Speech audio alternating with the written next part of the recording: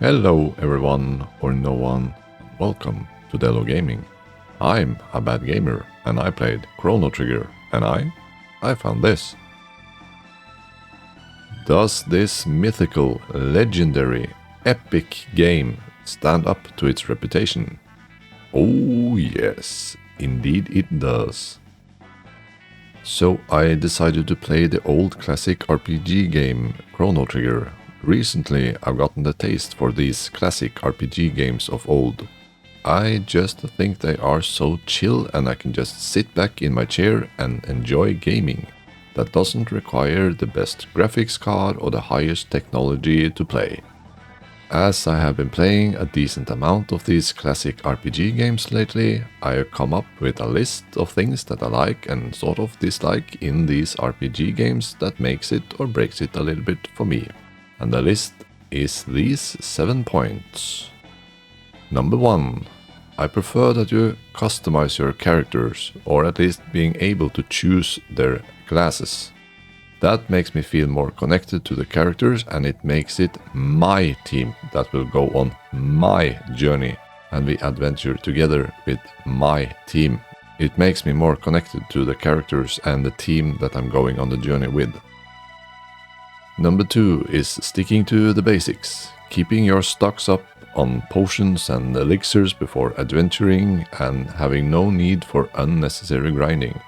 As long as you can just run around and kill whatever that pops up when you are running around, and you will do just fine, makes the game feel good and well balanced. Number 3, being somewhat vague, but still specific enough that you know where to go next. Clues like there is a town to the east that holds the master swordsmith, I wish I could visit him, is an example of a good clue on where to go next. You should be stuck at least once on where to go next in these games. I don't want an arrow to guide me to the next location, but I do want good hints. Number 4. Having at least one boss that feels absolutely impossible the first attempts until you figure out how to beat him. Then he is like ridiculously easy. 5. Having an interesting story where your actions affects the world and makes you the hero. 6. You don't swap characters in your party and they don't leave.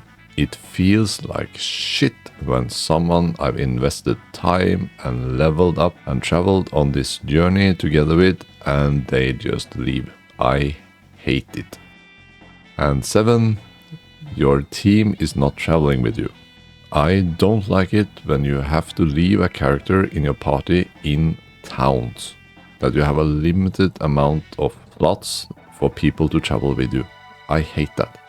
I also hate when you have to have a specific character with you in the party to be able to progress the game.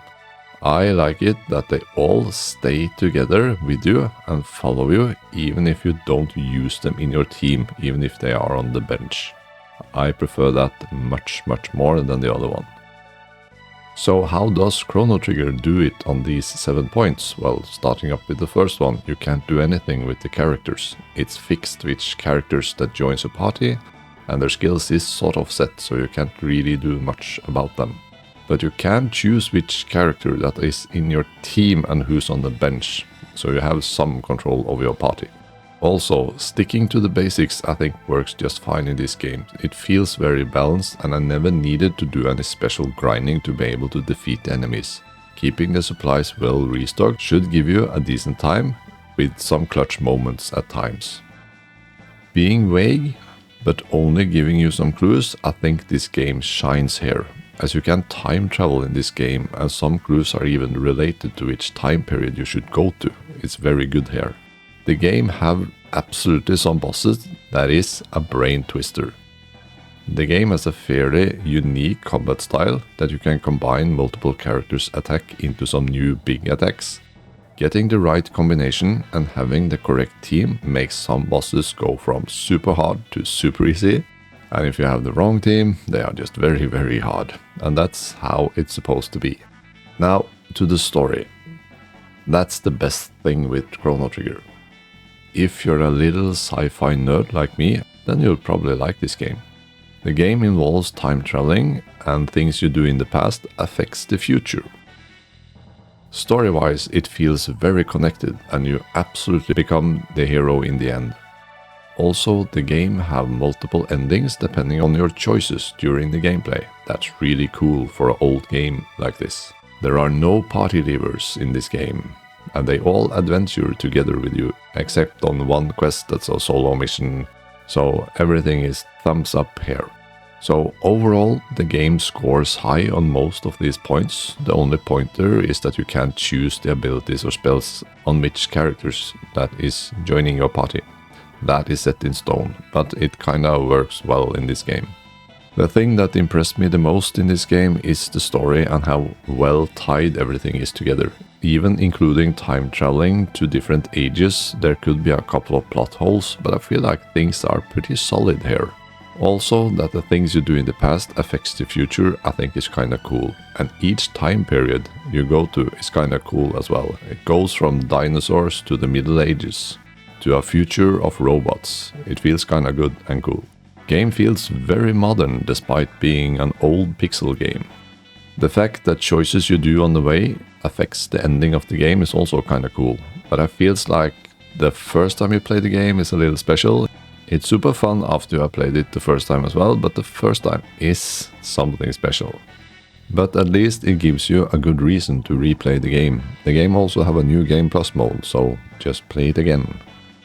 Another cool thing I want to mention is that sometimes when you are in a dungeon or a castle, you can sometimes actually see the enemies up ahead and you can prepare for combat. Sometimes you can also just skip them by walking around. I really like that, and it was so nice to get a little break from those random encounter pop-ups that usually dominates these types of games. It's still in the open world, but it was refreshing to see the enemy, I must say. There are plenty of good videos out there that analyzes this game to death on why it's the best game ever, or why it's overhyped, or why it's just bad. I recommend you watch those to figure out for yourself what this game is. I absolutely loved it, and it's the best classic RPG game I have played so far. It's definitely a 9 out of 10 on the Delo Gaming scale. This was awesome. So I will now, as always, leave you with the wise words of wisdom from the Steam reviews, and I bid you farewell. Actually, the best RPG game ever made, that's not an opinion, it's a statement and a scientifically proven fact. A frog summoned a bigger frog from heaven to vanquish its foes. 10 out of 10 would play again. Whoever gives this game a bad review absolutely doesn't have a tongue, because they have no taste. Make the time to play it before you die. Why did I wait 25 to 30 years to play this game? Now one of my favorite games of all time. Just amazing. As they say, the gold standard of its time. Put out of context, and it's still a decent JRPG that you could enjoy. The beginning could be a little lame, but keep going, you'll find the treasure.